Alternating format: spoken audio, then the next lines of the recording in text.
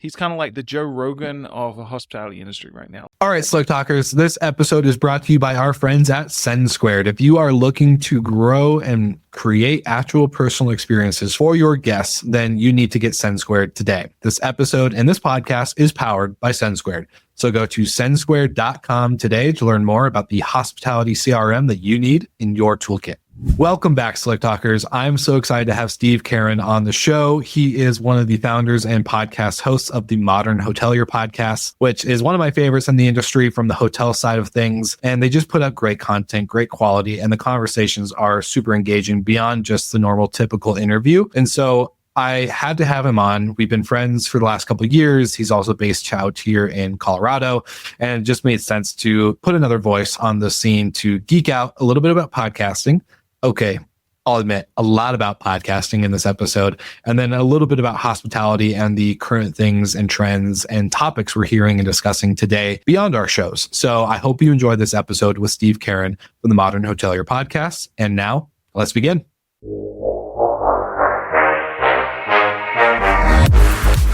You're listening to Slick Talk, the hospitality podcast, a podcast for those who are in and around the hospitality industry who love, live, and breathe what they do. You can join us for candid and unscripted conversations with hospitality experts and founders as we go deeper into their personal stories while they're sharing their triumphs and trials that got them to where they are today. I'm your host, Will Slickers, and you're listening to an episode of Slick Talk, the hospitality podcast. Now, let's begin.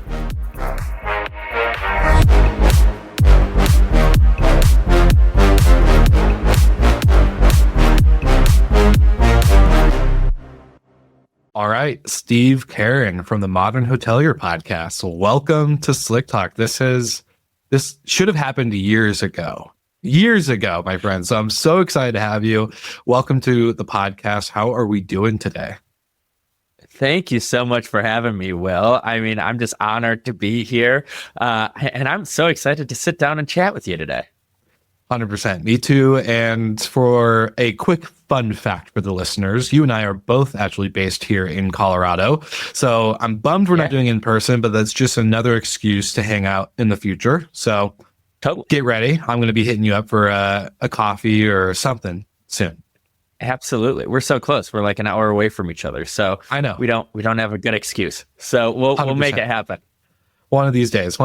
Well, Steve, I'm honestly shocked that it's taken me this long. I also said this to Susan Berry, who is going to be on the show, and a couple other podcasters in the hospitality space.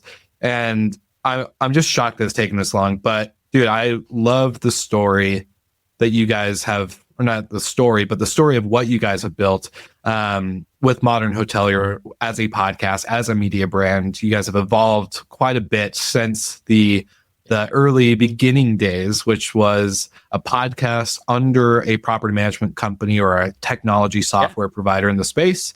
And then you spun it off into its own independent business and went full-time with it back in April, I believe, correct? Yeah. So a year ago, almost now, we went full-time, I went full-time into doing it. And this year, David, he's moved into more of a full-time role too. So it's all hands on deck. I love it. Well, tell us the story of how this podcast of yours got started as a kind of podcast for a brand to the independent and like the decision-making process with that, because from my perspective, I've always started my shows or our network shows independently of a brand outside of our own. But that's always been kind of like a fun, interesting area. And so I'm kind of curious just to learn from how that started and what the decision-making process was to spin it off. Yeah. So I was working for a startup PMS company called Stay Flexi, and I was running the US side of sales for them. And David was advising them. They're an Indian-based company, but really trying to break ground in the United States. So we had a planning session in October of 2021. And this idea of a podcast got mentioned a couple times, but never really had any legs, never really was discussed, more kind of a, wouldn't that be funny if we did a podcast, like kind of in passing. So when I was putting together our 2022 strategy, I put the podcast in for our marketing strategy. And when that slide came up, it was kind of me and David hosting this podcast. And that's kind of when the first conversation really started. Like, can we produce a podcast? Is this something we want to do? And, that was 3 years ago. And now I feel like a lot of companies are kind of catching on and starting their own podcasts. I feel like almost every week a new podcast comes out, which is great. Love the podcasts in the industry. But we had this idea. And then from there, we kind of were like, okay, we came up with our format that we wanted to do, really highlighting the people behind hospitality, really understanding who they are before and their background before they give their industry and just talk about the industry and kind of best practices in the industry. So once we came up with our format, we're like, well, we don't know anything about podcasting, so we need to find out somebody to help produce this. So through a friend of mine, we got introduced to John. And let me tell you, we would not be where we are without John Boomhofer. He is incredible. I always say he's kind of like the Wizard of Oz behind the scenes. He's making everything happen, but you never really see him, right? Because he's more behind the cameras. But man, he's incredible at what he does. And he really asked us the tough questions. When we were first getting started, like, did we want to do video? What's the goal of the podcast? And, really making us think about it on a deeper level. So we started the podcast April 2022. And then after that first year, it took off. I couldn't believe like the hospitality industry just like welcomed us with open arms, and engagement was good. Audience was growing steadily. So at the end of that year, we actually bought the podcast from Stay Flexi. I was moving to another role. David wasn't advising him. They looked to just focus more on India. So we actually bought the podcast from them and then built it on our own, started to monetize it a little bit more through advertisements. And then April last year, I came over full time to do it. And like I said, David's now doing more of a full-time role. And this past January, we launched Modern Hotelier Media, which is focused a lot more on production, video content. So we film hotel experience episodes where it's kind of like MTV Cribs for hotels, where somebody from the hotel will give us a tour. We see kind of the high-end rooms, more of the back end of the operations, things like that. So we have that. We also are focusing more on, we're partnering with TripTease and doing a whole production for the Direct Booking Summit in a few months here. So yeah, really focusing on the production side for hotels, events, and then David and I also speaking engagements where, our production team can come film or film speakers or events as well. So that was my long-winded answer of kind of how we got to where we are today. All right, Slick Talkers, as you know, this show has been partnered with Hostfully for many, many years, and it's been a great partnership, and we're so excited to keep working with them. But there's a lot of you that we suspect that have not signed up for a demo with Frank or have used the promo code HFM300 for $300 off of your onboarding. So you need to go to the link in the show notes, let them know that Will sent you, schedule a demo with Frank. If you're looking to grow your property management business, whether it's a property management company for short-term rentals or even, dare I say it, hotels, because now they have the multi-listing factor on there. So you need to go to Hostfully. That's just the way it is. So go to the link in the show notes, let them know that Will sent you, grab that promo code HFM300 to get $300 off your onboarding today. Now we're back to the episode. No, I love it. I think it shows a great kind of diverse range of what can happen with the power of amplifying your voice plus the people that you have on your platform. And do want to give a shout out, one, to John, and also to all of our other back-end producers, editors, like anyone that edits a podcast, which thankfully I never have to do ever again, hopefully, knock on wood. Yeah. It's such a game changer to have someone come in and really take that off your plate. So shout out to all the back-end producers and editors who make all the magic happen behind the scenes. Absolutely. Yeah. It's crazy all the amount of work that they have to do and how organized they have to be when you're filming hours of content. We were at High Tech last year and we were staying at an Airbnb, and John's like, I just got to go back, got to organize a little bit. And I got a little bit of behind the scenes view of what he really does. And you think it's like, oh, you record an episode, do a little editing and boom, you're done. That's not it. it at all. There is so much that goes into it. So like you said, shout out to those guys. They're the heroes of podcasting, and definitely wouldn't be where we are 100%. without them. 100%. Well, that leads into a great kind of segue for me, because I also believe 2022, like you said, was a great year for podcasts in our industry. Audience was great. Sponsorships and advertising deals were flowing like crazy. It was a year that I don't think I maximized for myself personally. I was like, man, this was like, if I could go back, that's the one thing I would go do, is just like recapture that type of attention and momentum that the industry gained with these types of mediums and new pop-ups happening. And so I want to kind of ask you, just in terms of podcasting is such a niche industry. Like you said earlier, there's a ton, like, feels like a podcast is popping up every day now in hospitality, from short-term rentals to hotels to F&B to overall travel, you name it, right? And for me, we kind of had, now things have shifted. We're not in 2022 anymore. It's 2025. No, we're not. Ad dollars and average or sponsorship dollars are a little slow or a little dry. Everyone and their grandmother wants to be a guest on the show and pitches randomly. You get 1,000 horrible pitches a day. And then, there's some, I would say there are some darker sides of this in the industry, right? There's very few full-time podcasters in the hospitality category. There's you, David, me, not even Josiah McKenzie anymore. We have very, very, very few full-timers. And so obviously I could tell by the pivot that you described earlier, going into Modern Hotelier media rather than just the podcast. So you guys are obviously expanding, but can you maybe just like under the hood, and I also have another question, but I'll come back to it later, under the hood, just in terms of the podcasting landscape in hospitality. I know it's not great right now. I will say that. Like, audience is also hard to gain traction once you've been around. I've been around 7 years doing it. You've been around 3. Like, there's a certain point where things do get a little tough and you have to make some changes. So kind of tell me what your thoughts are around all of this in terms of podcasting and hospitality.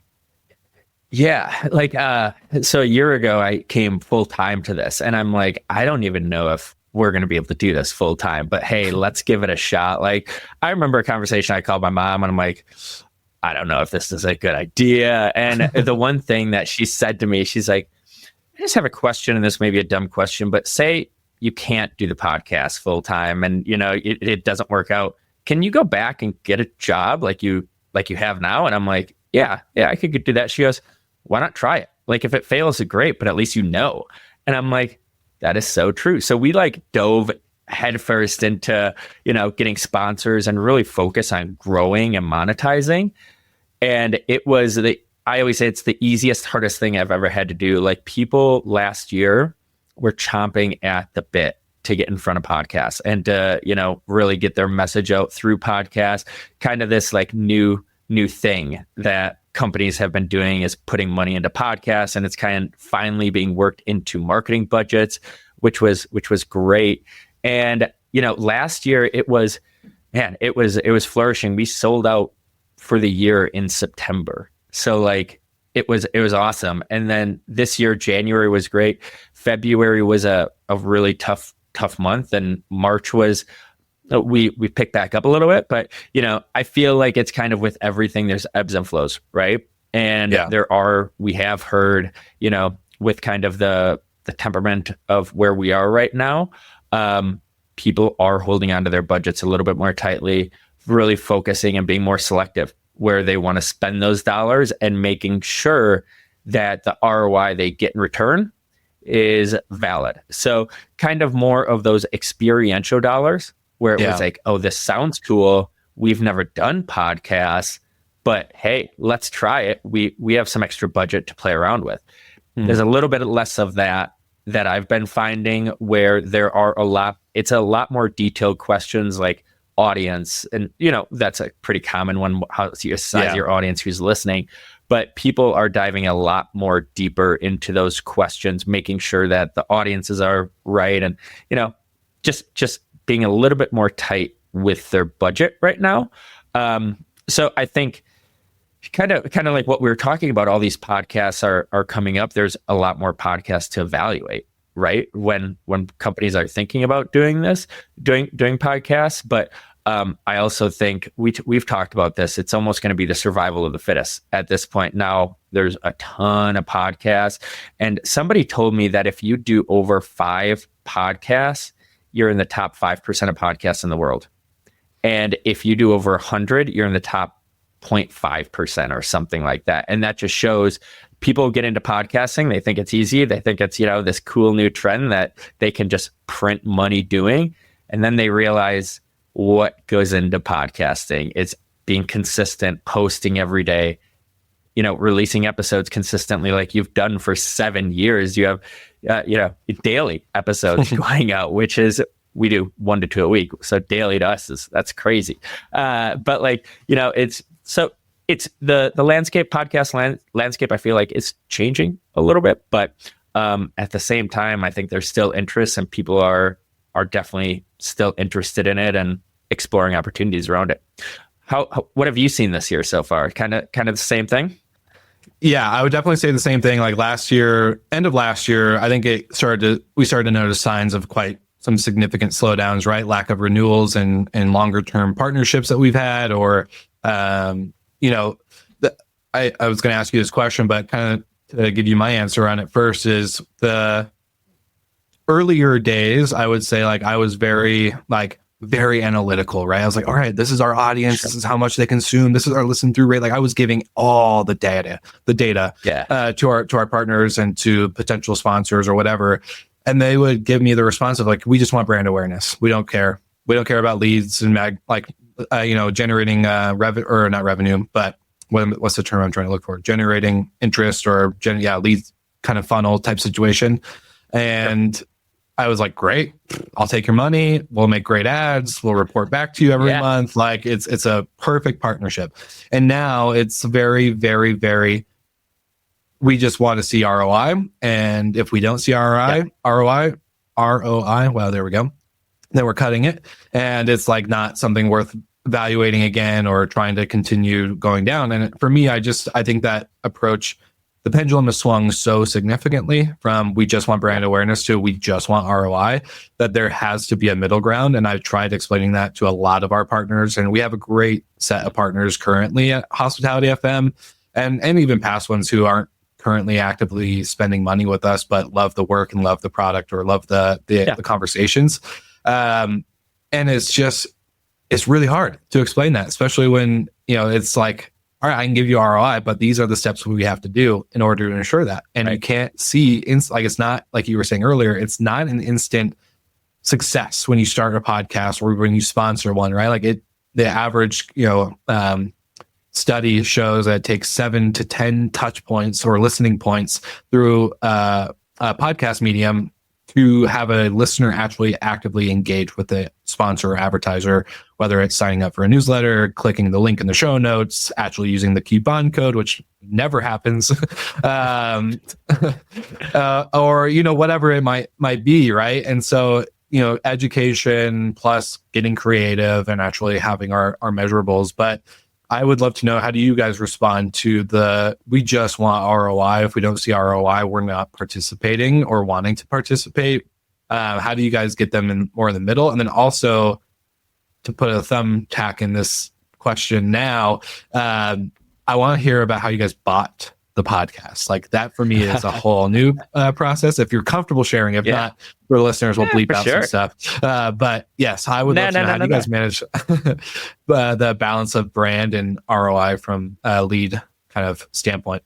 Yeah. So I always tell people we're more of a content company than advertising company. I'd like to say you're paying us to produce great content that we'll distribute to our audience, which is hoteliers, right? You're going to get in front of that audience. Depending on the package, you'll get in front of them multiple times, but that's one avenue we provide.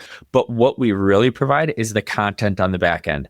John does such a good job on production. And this is why I always say we wouldn't be able to do this without him, because he edits the episodes, him and his team, and all of them come out very professional. So what we do is say, hey, you come on our podcast, we give you a content package, you get images from the podcast. Yeah, quote graphics. So if you said something, it's just an image with your quote around it. And then we give you videos as well, most of them under a minute.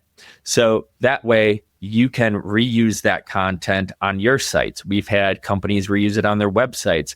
Some companies have asked us for a bunch of timestamp. If you want more content than we give you, just send us timestamps and we'll send that over to you, clip those videos. So we've had companies that are like, hey, can I have like 10, 15 more videos? We're like, absolutely. So then they just use that content for the next 6 months. And it's like, you spent, a few $1,000s for a 30 to 45 minute podcast, and you can use that content for months and months and months to be viewed as a thought leader, to promote your brand or promote your products, your brand, any events that you're going to be at. So it's a very easy way for companies to promote themselves without the heavy lift, right? They don't have to come up with questions. They don't have to get the high quality cameras. They don't have to, they don't have to come up with any of the content. We do that all for them. So I kind of position ourselves as more of a content company, like I said, than an advertising company where they get that content, but they also can rely on us for distribution. But we have had quite a few people who come back and they're like, oh, we got sales leads from you guys. We had one AI company, they came back, big property management company heard them from their podcast, and they reached out to a GM and it's like, check these guys out. And they're signing a pilot with them right now. And then we had a startup. It's a one-person show. She got 4 leads within 2 weeks. And then she hit us back the next week and she goes, Steve, I don't know if you know this, but I just got a sales lead from Dubai. And it was my 5th one in a month. Like, I didn't know if you knew you had reach in Dubai, but just letting you know you do. And I'm like, that's what we want to hear. We love hearing that. Like, our goal is to put you in front of hoteliers and people that sponsor with us. And, we're lucky to have a pretty engaged audience that reacts well and acts on the things that they're interested in if they hear it on the podcast. Yeah. And that goes back to the sentiment of what you said earlier when John asked you, like, what's the purpose of the show? What is the goal? Like, that work carries through and those are the results you see.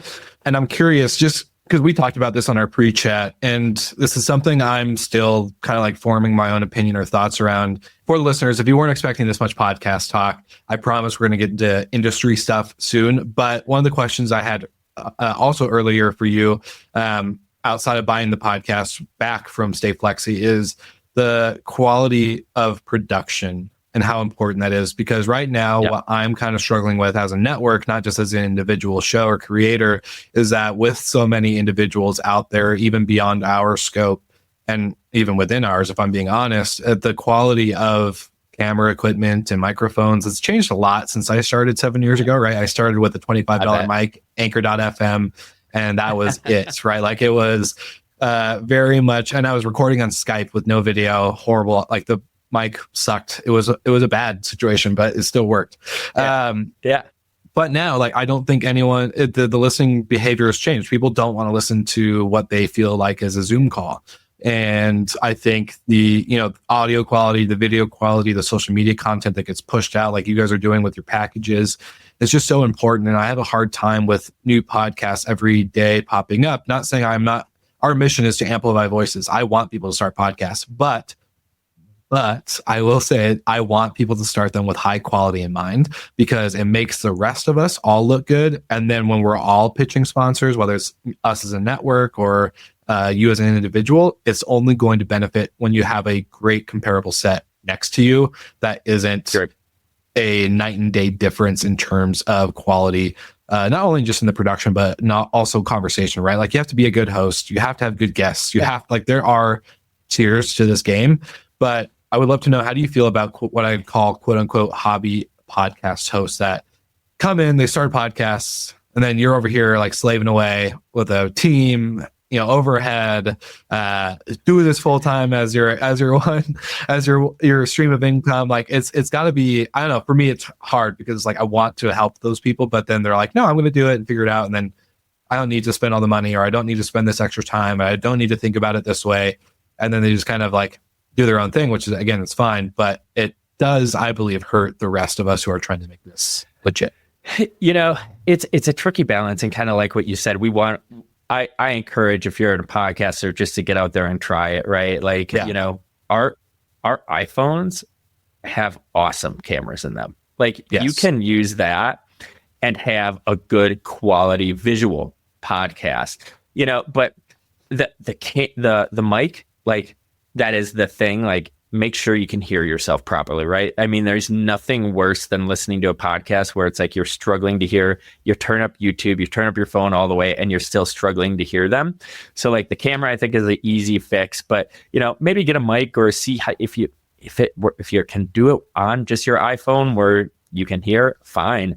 But I do think, you know, making sure you have at least a nice video quality to do it, that's the way to go. But you know, the quality I understand, but like what gets me is when people are like, oh, I'm starting a podcast, and they build up all this hype, and then they release just like 4 episodes, and then you don't hear from them for 3 months, and then they come back and they're like, we're back, you know, like, and release 4 more episodes. And it's like, you got to stay consistent. Like that's my whole thing. Like that's how, I guess, in my thought process, it's like, okay, these guys are here to stay. They're producing content. I'm seeing their stuff on a regular basis. So that's to me how I guess I can tell like who's really serious about podcasting by, you know, how consistent they are. And like I talk to Glenn Houseman at trade shows all the time. We run into each other, and I talked to him like, what's the hardest part for you? He's like, it's consistency. It's doing it every day. And he's been doing it and you know this too, for doing it for 7 years, right? Like that's the hardest part. I've only been doing it for half your time, so I have no excuse on my end, but it is that posting every day, no matter what. I was traveling in Portugal, and I'm, you know, posting at like 8 p.m. in Portugal, so it hits the US in the morning and stuff like that. So it's no excuses. You just got to be consistent and make sure that content is getting out there. But if it is high quality, that is definitely a plus. All right, Slick Talkers, I have something that I want to talk to you guys about really quickly that I haven't mentioned on the show quite enough, I believe. Maybe. Who knows? We'll find out.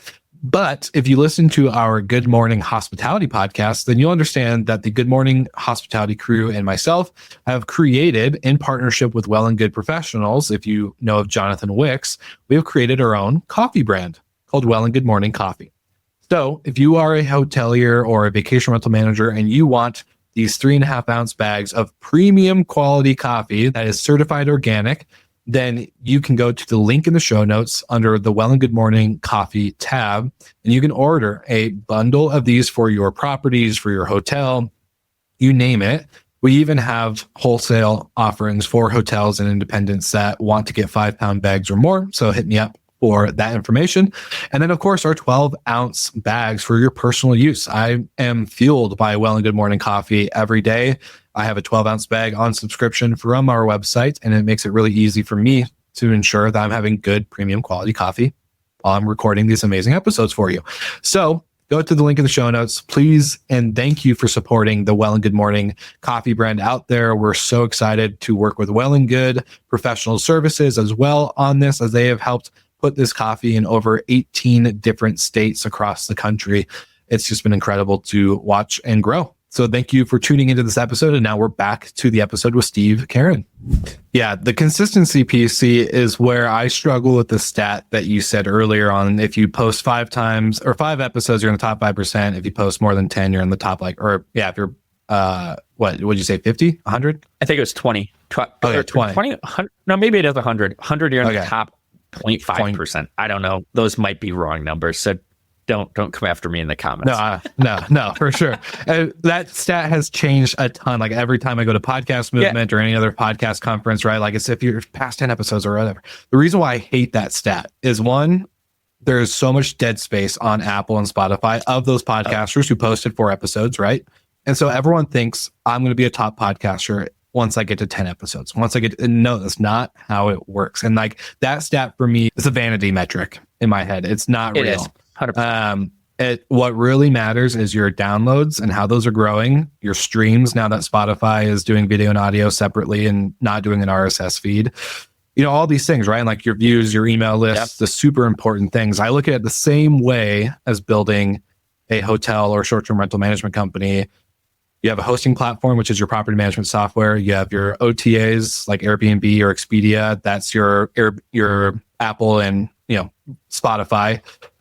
Your back-end tools, your revenue dynamic pricing, and all these things like are your editing softwares and your distribution tools and all the fun stuff, right?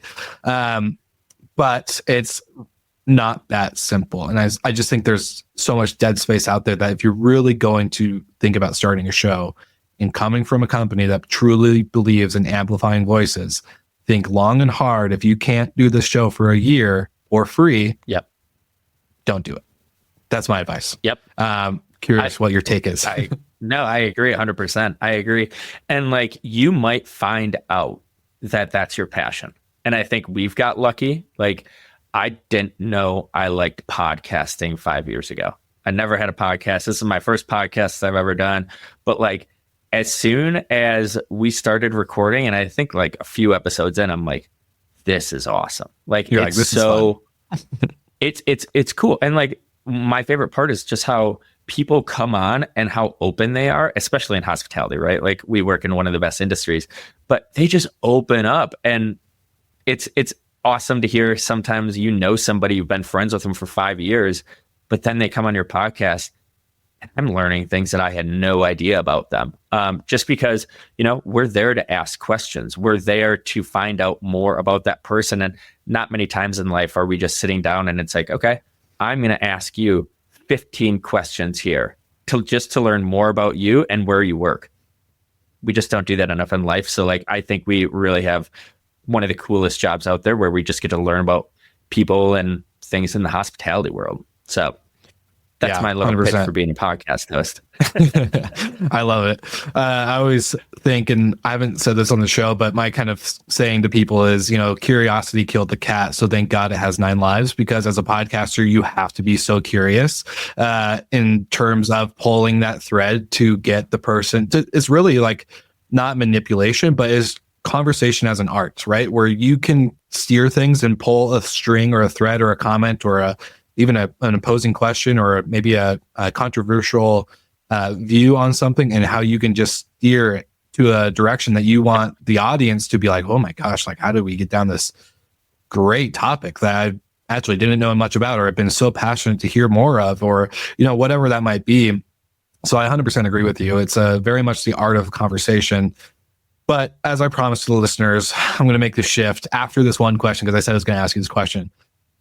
Tell me about buying the podcast from the company that started. So I know for the listeners, they're maybe not used to the talk of like IP and intellectual property between media companies, and when you create this and who owns what, and all the certain things. So we'd love to know. Can you talk us through that process on how you bought a podcast?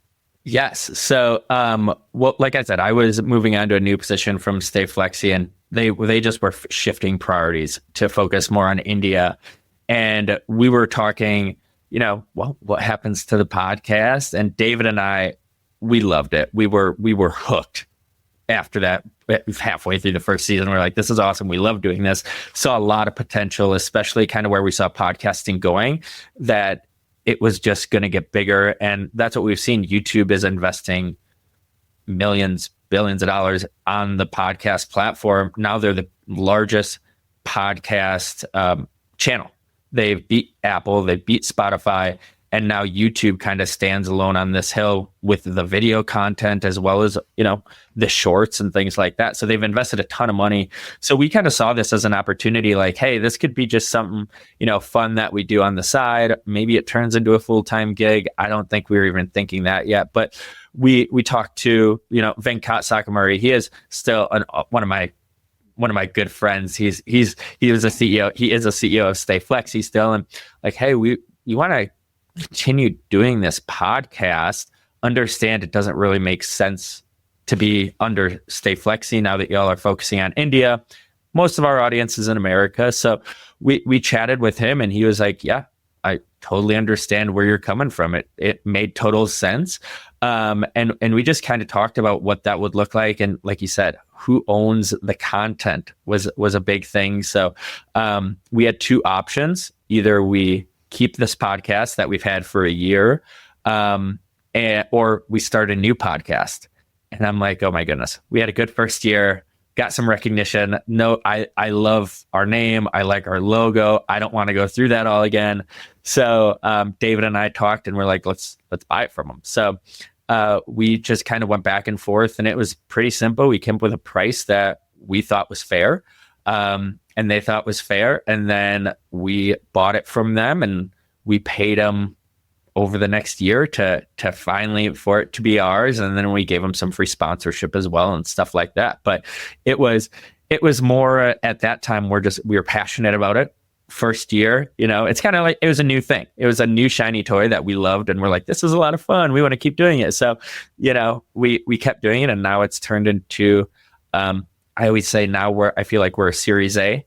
We've landed. We know the concept works, but now it's expanding and really growing the media side and the podcast as well. So, it was a fun experience. I've never bought podcast or a company or anything to this scale, so it was a great learning lesson. And I know like David has been instrumental in this, having somebody who has gone through large scale buys like this, and having somebody like this with so much more experience than I've had. I always tell people, like, if I was doing this by myself, Modern Hotelier would not be where it was without John and David and their advice. And it's really been an awesome project, and we all get along. We travel together. Like it's been an awesome ride for the last 3 years. For sure. No, I love that. And very well said. Very well said. And you made me make a mental note. I wanted to get David on the show as well. So shout out to David and the whole team you guys have over there at Modern Hotelier. Okay, now I promised. Here we are. We're shifting gears. We're now in third. And I want to talk to you about the industry, the perks of having a podcast, whether it's full-time or not, right? Like you get to hear, you have a platform. You have a platform to be in conversation. I have secrets I'm taking to the grave, Steve, because of how entrusting people are with information after the recording button is gone, right? Like when they have a good experience with you, it's like all the skeletons come out of the closet and you're like, whoa, like I did not know this was going on with this person or this company and da-da-da-da-da. And it's just like a lot can happen, right? And so yeah, I would love to know, you guys have built such a successful platform, not just as an individual show, but as a now media company that produces content at a higher level. I'm sure you're feeling the same thing that we're feeling in terms of these conversations happening. And a lot of people come to me at the end of the year or some point of the year, like, what are the conferences we go to? Who are the people we need to be talking to?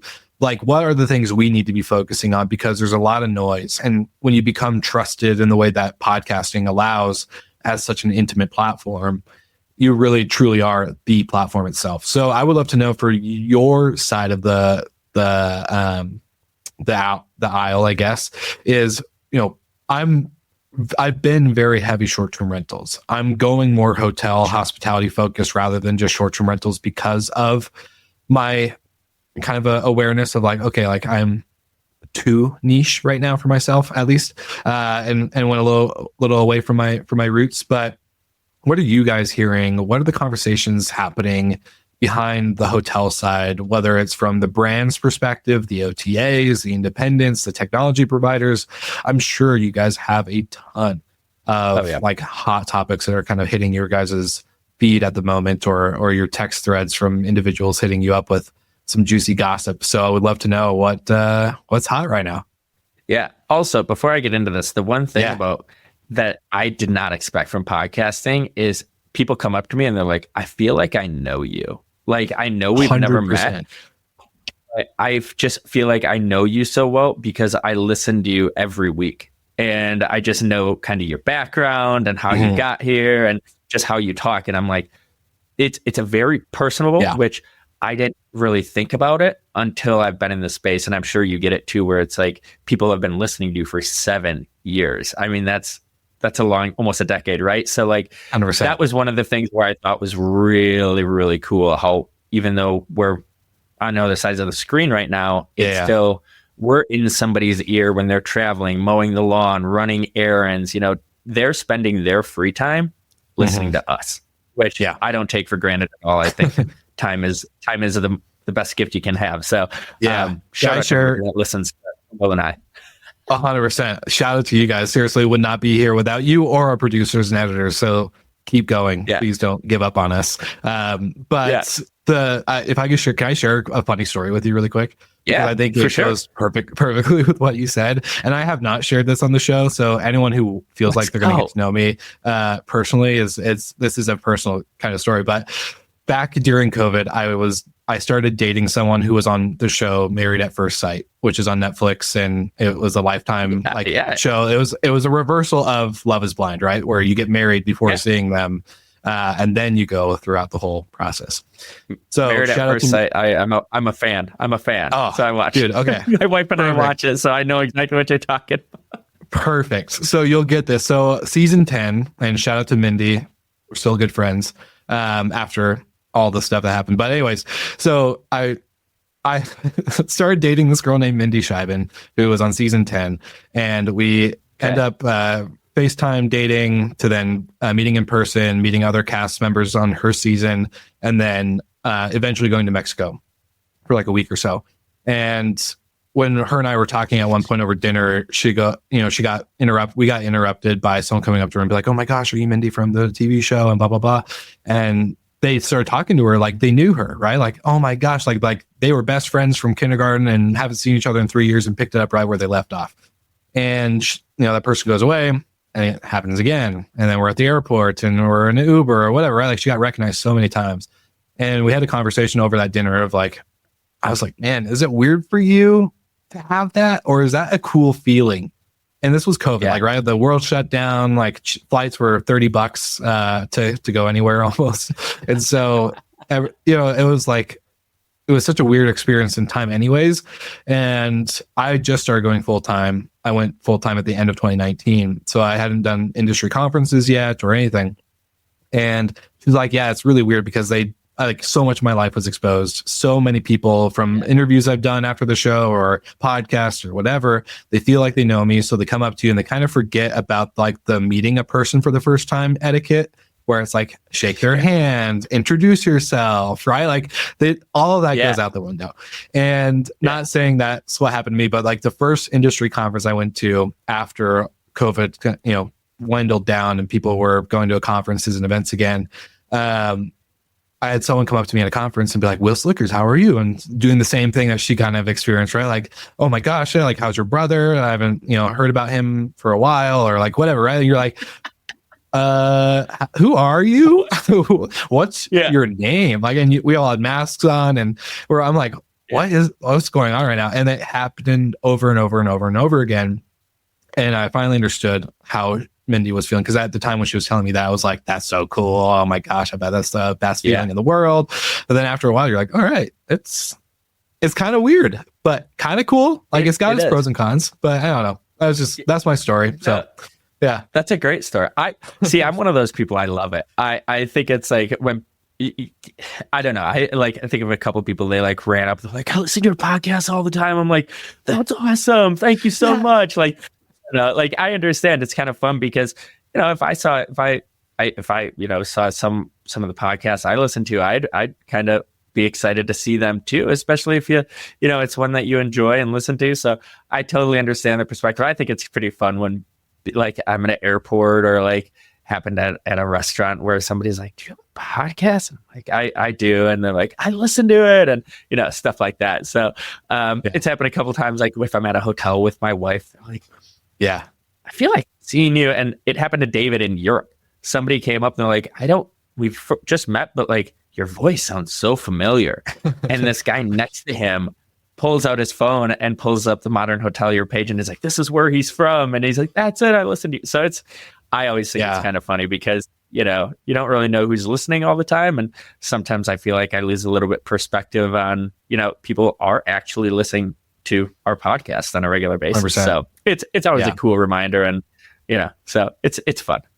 Yeah, 100%. And especially when you see the numbers on the dashboard, but then you meet them in person or through an engagement online, right? Like it really does personalize it and make it less oh, it's not just a download. Like this is an actual person, like you said, who's dedicated their free time to listen to me, or to listen to, the people on our shows. And so it is humbling. It's also really cool. I love it when it happens in person with people that like friends or family, right? Like when you're on the plane, like I had someone say from Ambridge Hospitality, and they're like, "Are you Will from Slick Talk?" I think they actually referenced Good Morning Hospitality at the time, but I was like, "Yeah, 100%." They're like, "I'm listening to your show right now, and I'm working on my like budget. I love the content. Just want to say what's up." And I was like, "Oh my gosh, that's so cool." And my dad was right there, and he's like, "So cool." He's like, "What? People know you?" To like, you walk on a plane and people are like, "You have a podcast?" So yeah, it's totally fun. It's totally fun. Coming back, great. Shifting gears. Sorry to go down that technology hotels. Yes. No, what's going on? What's the hot goss going on? Man, we gotta. I feel like there's like three things we hear all the time. It's AI.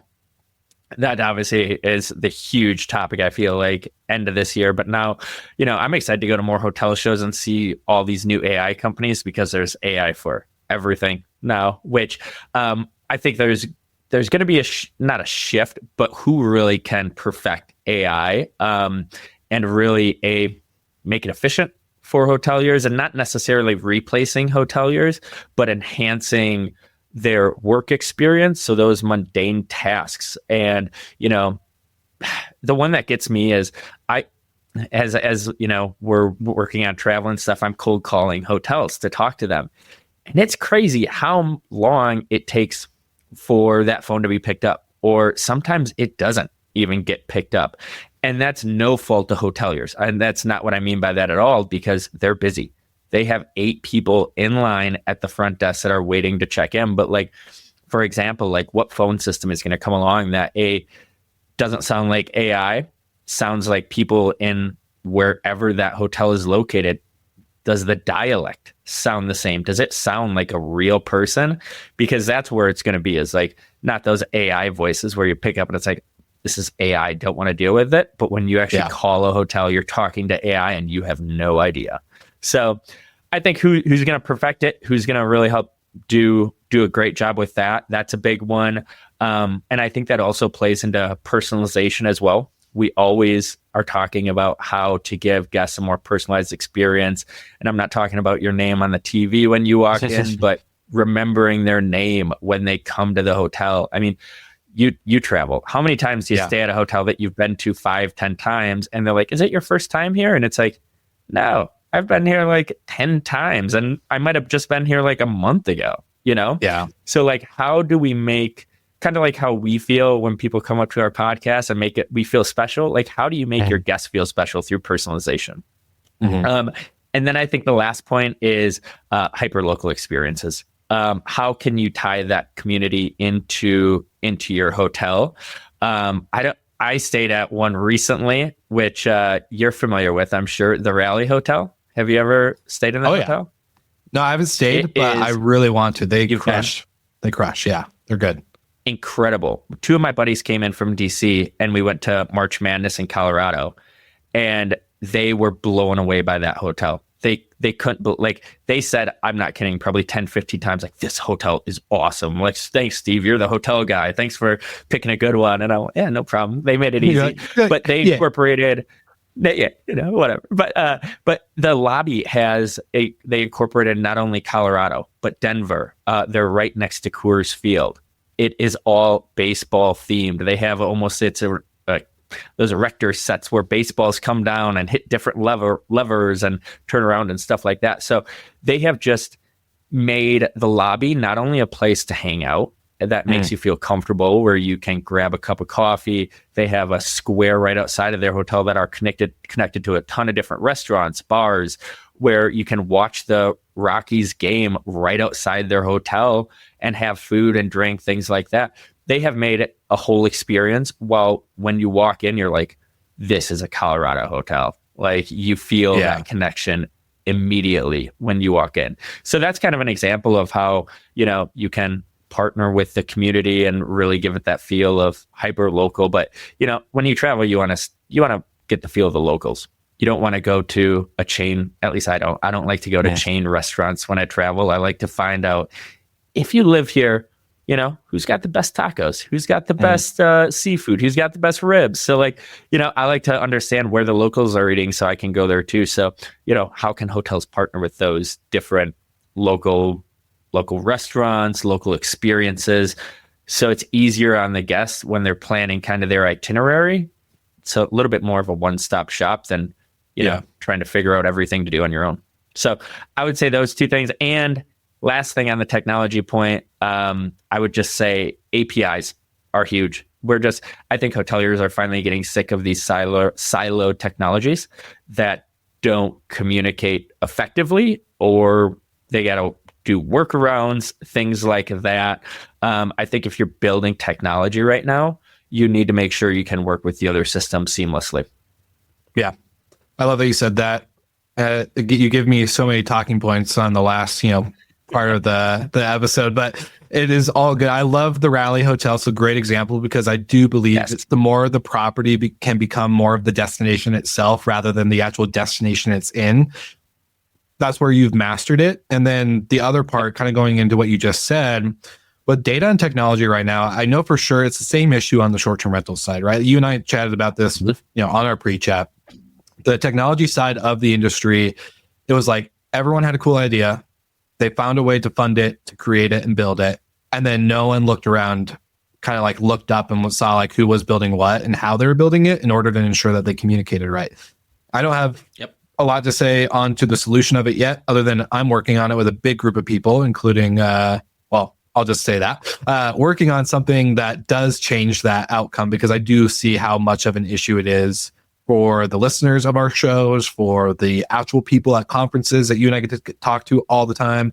And honestly, these aren't things I don't think vendors or technology companies are truly getting told, right? Like, yeah, your product's pretty and great, but like, how does it integrate the data to my operational software? So that way I do know that Steve has not checked in for the first time today, but 5 times in the last 3 months, right? Like, I don't know. It's just if you're a hotelier or you're a hospitality entrepreneur and your goal, and you're doing this for the passion of capturing moments in a bottle, right? You're helping people have experiences. You're creating a destination.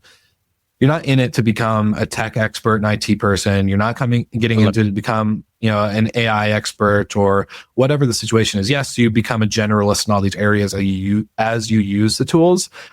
But if you're a true hospitality enthusiast, expert, whatever we want to call you, you're in the game to capture moments in a bottle for your guests. Like, that is the true, genuine, like, what makes me or many of the listeners of our shows wake up every morning. And so technology, in order to have that personalization that isn't your name on the TV when you walk in or whatever, the tech has to talk to each other. APIs have to be standard.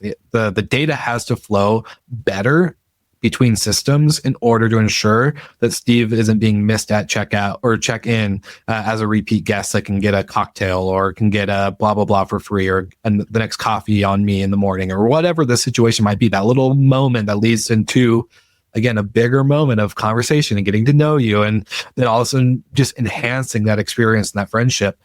It's got to change. It's got to change. And so I'm curious, our hoteliers, especially on the independent side, I think the brands are their own beasts of their own, but on the independent side, how many, I guess, hoteliers or brands or people are coming up to, like, how much of this is a conversation within the people that you're talking with? Definitely a big conversation. Definitely. Okay. I think all the hotels are trying to figure out how to personalize things even more. And I didn't even have this planned, but like, one thing, we were just in San Diego. And we stayed, I don't know if you're familiar with the Lafayette Hotel. Oh, there? Yes. Very nice hotel. Okay. So we stayed there. And one of my favorite parts of that stay, it obviously a very extravagant, awesome hotel. But you know what they did? They put my name on the letterhead. And no tech, obviously you need technology to know that my name was there. But like, I saw this and I'm like, this is absolutely incredible, because, if I was staying and had a little bit more time to write a letter, like, nobody writes hand letters anymore. It's all email, stuff like that. I was like, oh man, I should write my mom or friend a note or something like that. Like, how cool would that be? But I just had to take that because I'm like, it doesn't have to be technology. It can be a handwritten note. It can be, I stayed at the Stanford Hotel in London, and they made the Modern Hotelier logo out of chocolates, and like had a handwritten note. Cool. Like, it's stuff like that doesn't need, you don't need to like find this technology lightning in a bottle or anything like that. It can be like just simply remembering their names and things like that. But I think they're one of the hotels, they're doing it right. And they know how to make their guests feel special, one of a kind, that this room, hey, we know who's staying in it, and we wanted to make it personal just for you. So I think everybody's trying to be more personal, and people are like, what technology can help me do that? But maybe take a step back and be like, here's things that we can do without technology that maybe take 5 more minutes, but hey, it's going to better reviews, more repeat guests, which more revenue, things like that. So I definitely talked about, but I think maybe focusing on how we can do it outside of technology. And that's the Lafayette kind of opened my eyes to that. Like, that was not a personalized text message. It wasn't anything like that. It was my name on a letterhead, and it went a long ways for me. So yeah, it's definitely something talked about, but I think we need to get a little creative with how we do it. For sure. Well, I'm rereading. I'm kind of treating it as like my Bible right now. The Setting the Table by Danny Meyer, and one of my favorite concepts that he talks about, and Will Guidara talks about in Unreasonable Hospitality, and it gets said a lot, but I don't believe there's obviously service and hospitality. Service is black and white, hospitality is the color. But I also believe in what Danny Meyer was talking about in terms of the one size fits all versus a one size fits one. And I think like what your example of that letterhead and your name having your name on that letterhead, that's the one size fits one, right? Like, you can do that at scale for all your guests, but that's still a very personal, at least from your perspective, a very personal touch point that isn't anticipated, isn't expected, truly isn't even thought of, to be honest. Like you said, who writes letters anymore? But at the end of the day, it's still cool. Like, I would have grabbed that paper too. I would probably never written on it, but it would be here in my office. But I think, when one size fits one and you take that approach and you come up with that customization, a Modern Hotelier logo, I think it goes back, and if I can reverse engineer my kind of statement right now, is it goes back to the anticipation of the arrival. I think that's where hospitality has really lost a lot of its uniqueness or creativity, or even kind of moat, is that when you have 50 arrivals today, that's a lot of one. That could be a good amount of busyness, right? Where there's going to be a line of people trying to check in or doing whatever. But at that one size fits one possibility, and you're able to anticipate their arrival and have a team behind the scenes, or even just part of their shift checklist, instead of doing morning to afternoon shifting of the tech and the software, or running night audit, we should enable our agents or concierge or whatever we want to call them. In my head, when I have a hotel, they're going to be called moment makers. They're going to have a list. Love that. They're going to be, we're going to have a list of all of our arrivals. We're going to try to get as much information as possible from whatever technology that makes that possible and streamlined. And we're going to try to get to know our guests personally on a one-to-one level and see what we can do. What moments can we make? And upon arrival, upon check into the room, throughout their stay, that's where the art, I think, of hospitality has been kind of lost in kind of our post-COVID era of cut everything at all costs to then now AI everything at all costs. It just like the art of the arrival and anticipation of our guests sometimes I think is overlooked, and that's where you could truly find, with tech, no tech, whatever, the ability to hit that one size fits one. Yeah. And like, think about it. If you're traveling for business, you travel way different, or at least I do. I don't want to talk for you, but I travel way different for business than I do for leisure. Sure. When I travel for business, it's like, I have probably some place to be very soon. Leisure, I am chilling. I am going to pull up to the hotel bar, have a cocktail. Where do I go to dinner after this? So like, why is that guest staying with you? Is, I think, a huge question that hotels don't really think about before the arrival process, which I know for me, just how I'm traveling, why I'm traveling is a huge reason, or it's a big tell with how I'm going to interact with you, your team, and what I want to be doing while I'm traveling. So it all goes back to personalization, though. Yeah. Right. And personalization has been such a buzzword, though. It's like, it's I like, know. it's like, how do you do it without being cheesy or repetitive, right? Where it's like, oh, okay, if we just do a tray of chocolates, I think Bashar Wali said this on his TED talk that I think like I listened to years and years and years ago, but he's like, anticipating of my needs is not leaving a cold, like wrapped, or not even cold, a warm wrapped tray of cheese and cookies or chocolates that's been sitting out since 1 in the afternoon and is now no longer cold, fresh, or even enjoyable. So it's like the personalization part is great when it's actually personalized. It's not a kind of SOP for everybody, right? Where it's like just a checkbox on the to-do list. So it's how do we make personalization personal again? That's the real question. Steve. Absolutely.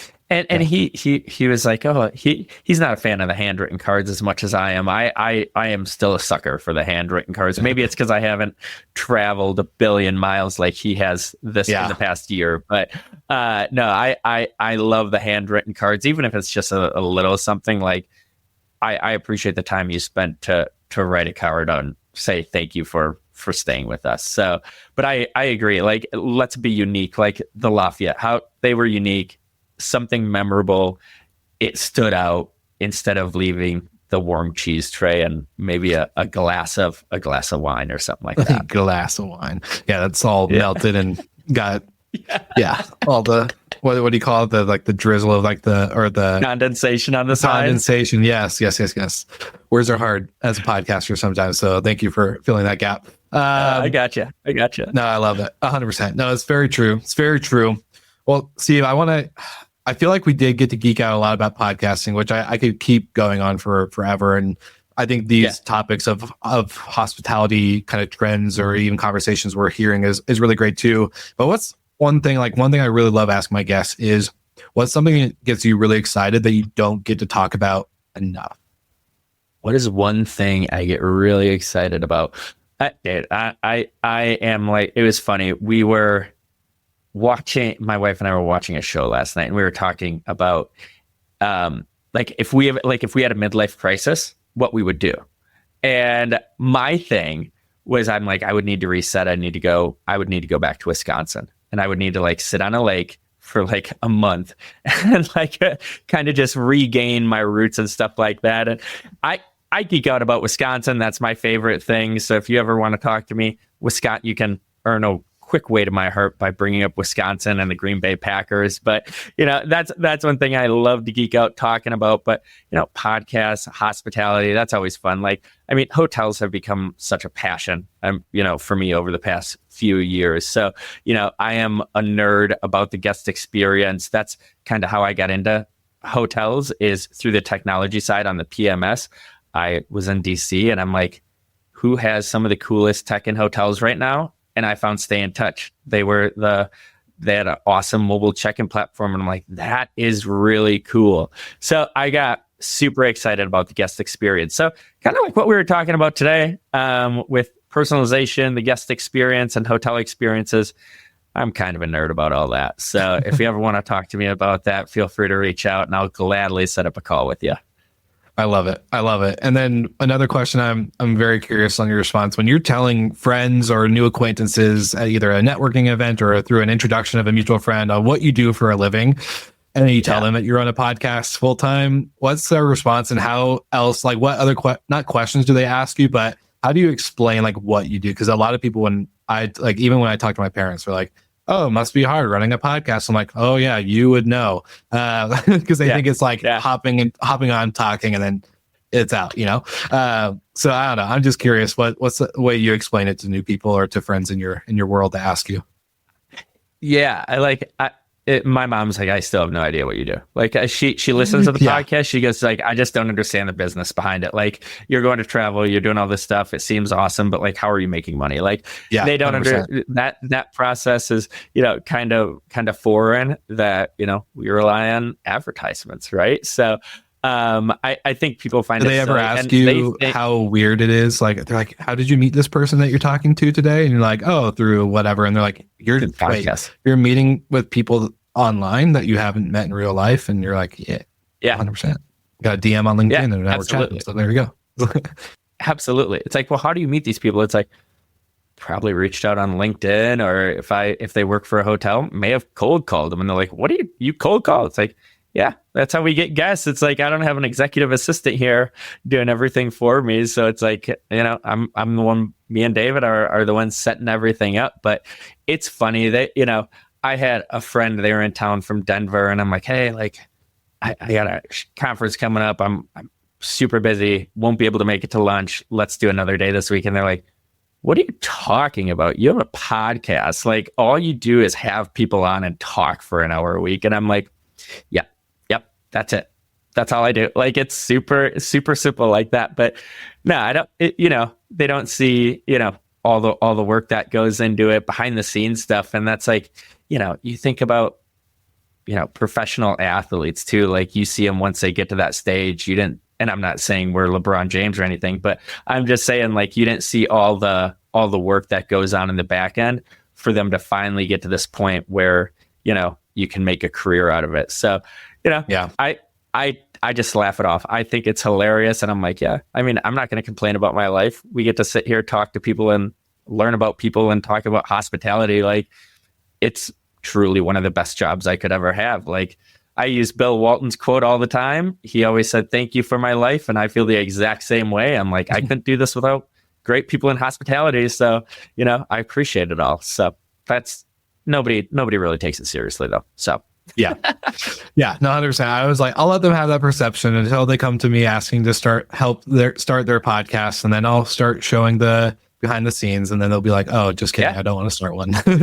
So it's I had a buddy come into town and he's like, I'm thinking about starting a podcast. Like, what do I need to know? And then we went into it and he's like, it's a lot more than I thought. And I'm like, yeah, it can be. If you want to do it right, it takes a lot. So, but again, no complaints coming from this side. So it's a blast. It's a blast. Same. 100%. Well, I love it. And it's always fun to geek out. And I'm sure we'll have you back on in the near future to go more deeper into actual industry stuff. But from my side of the microphone, I will say this is probably one of my favorite episodes in terms of just being able to geek out. I don't think, this was for the listeners, this was a low lift episode for me because it felt natural to just talk to a friend about what we do and how we do it and kind of the things that go through our mind. So not that saying that my other episodes in the past aren't my favorite or haven't been enjoyable. There's just a different kind of dynamic to it. So I want to say thank you for taking the time to be on the show, but also my famous last question is, if you had one link to send everybody, even though we'll put all the links in the show notes, what's the number one link you want people to go to connect, reach out, or, be a part of your network and world more often? Yeah. themodernhotelier.com. That's our main podcast page. You can reach out to me there. LinkedIn is also, I'm active there. You can find me there. But yeah, you go to modernhotelier.com, tells us all about the podcast, has our episodes there. And then there's a link to our media website as well on the modernhotelier.com if you're interested in any video production content. Awesome. But I love it. I appreciate you having me on. Well, this is fun. I don't get to geek out about podcasts with too many people. So this was a fantastic time. I love what you all do at Hospitality FM. One of my favorite podcasts to listen to personally. So it's an honor to be on it and join with you today. And we're excited to have you on Modern Hotelier one of these days. Let's go. Well, you heard it here first, Absolutely. Slick Talkers. You got to grab the links, tune in, all the things, and obviously like and subscribe to the Modern Hotelier podcast for all of your hotel and hospitality content on top of what you consume already. So want to give you a big shout out, Steve. Thank you so much for joining me. To the Slick Talk listeners out there, thank you for making this all possible. And to our editors and producers who make all the magic happen, you're the best. We love you. And we'll see you all again next week.